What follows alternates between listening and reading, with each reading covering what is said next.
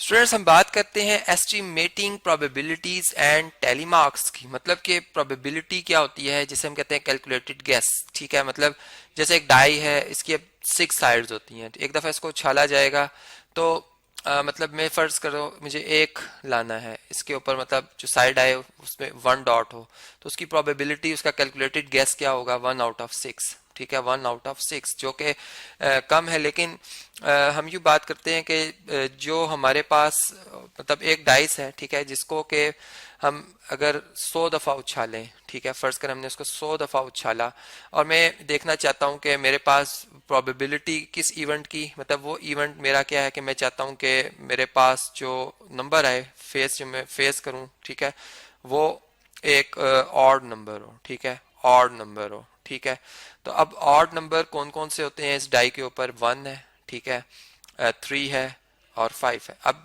इन तीनों में से कुछ भी आ जाएगा तो मैं मतलब विन कर जाऊंगा। मैं ये मेरे ये इवेंट है। ठीक है, मैंने इवेंट ये अपना मुतय्यन किया।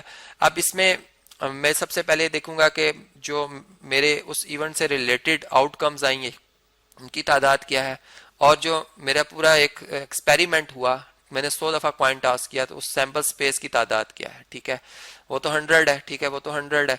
अब 100 में से मैंने देखा कि मैं जब कॉइन को टॉस किया तो 25 दफा मेरे पास जो है वो 1 आया। ठीक है, अब ये जो टेली मार्क्स है ना, बेसिकली ये टेबल बनाने के लिए, फ्रीक्वेंसी डिस्ट्रीब्यूशन बनाने के लिए एक हमारे पास वे होता है कि मैंने एक देखें टेबल बनाया जिसमें मैंने जब एक कॉइन टॉस किया तो उसमें 125 टाइम आया, तो मैं जैसे मैंने 1 आया एक लाइन लगाई, फिर फर्ज करें 1 आया तो मैंने दूसरी लाइन, तीसरी, चौथी, और फिर 5 के लिए मैं एक क्रॉस में एक लाइन लगा दी, जिससे काउंट हो गया कि 5 हो गए। इसी तरह ये भी 5, ये भी 5, 5, 5, तो ये 5 दफा 5 आया तो 25 बन गए। ठीक है, इस तरह से 2 भी आया है, 3 भी, 4 भी, 5 भी, 6 भी आया है। तो ये सारों की तादाद मैंने काउंट कर ली है।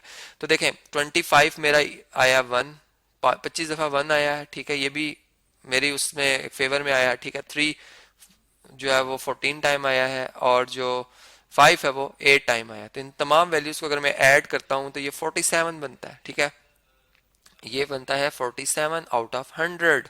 अब 47 आउट ऑफ 100 जो है अगर हम देखें तो ये 1/2 नहीं बनता, लेकिन मैं इसे अप्रोक्सीमेटली कहूंगा कि फ्रैक्शन फॉर्म में रहने दूंगा। मतलब मैं चाहता हूं कि फ्रैक्शन फॉर्म में रहे।